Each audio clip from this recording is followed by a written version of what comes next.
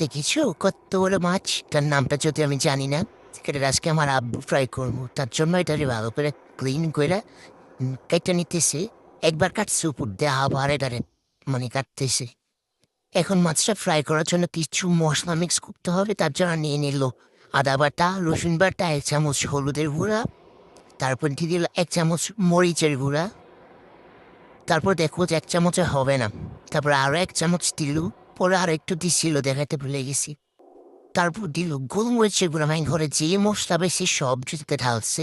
তা দিয়া মজা হইল হইলো, না হইলে নাই। তারপর দিল 1 চামচের মতো জিরা গুঁড়া।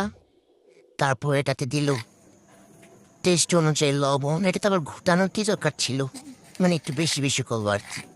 তো হোয়াট এভার, একটু দিল লবণ, মানে টেস্ট অনুযায়ী। তারপরে দিল স্বর্ণের রস, মানে হচ্ছে লেবুর রস। এখন লেবুর যে দাম ভাই, দিয়ে দিল লেবুর রস। তারপর এটাতে দিল সরিষার তেল। একটু ঘুরে ঘুরাই দিবা, বুঝছো? এভাবে ঘুরে ঘুরাই দিবা, শিখো আমার আব্বুর থেকে। তারপর মশলাটাকে ভালোভাবে মিক্স করতে হবে, ঘুরে ঘুরাইয়া। মিক্স মিক্স মিক্স মিক্স করা হয়ে গেছে। আচ্ছা চলো, এখন আমরা মাছের মধ্যে মশলা নামবা। আমরা না, মানে আমার আব্বু লাগাইতেছে। তোমরা শুধু দেখো মশলা লাগানোর টেকনিক, কোনো জায়গা বাদ রাখবেন, একদম সব জায়গায় ভালোভাবে দিবে।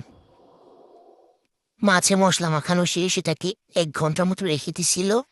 দেন হচ্ছে তেলে দিয়ে দিল। এটা উল্টাইতে ভাই এত করতেছি, একদিক দিয়ে আমি ঢুকছি, আরেকদিক দিয়ে আব্বু উল্টাইছি। তারপর আমি প্লেট দিছিলাম, প্লেটে নাই নাই নিচে ডালাতে। মানে মাছটা এত বড় প্লেটে নাকি আটবে না।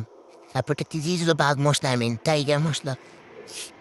এত মজা হয়েছিল, আমার এখন দেখে আবার খাইতে মন চাইতেছে। অনেক সফট হয়েছিল।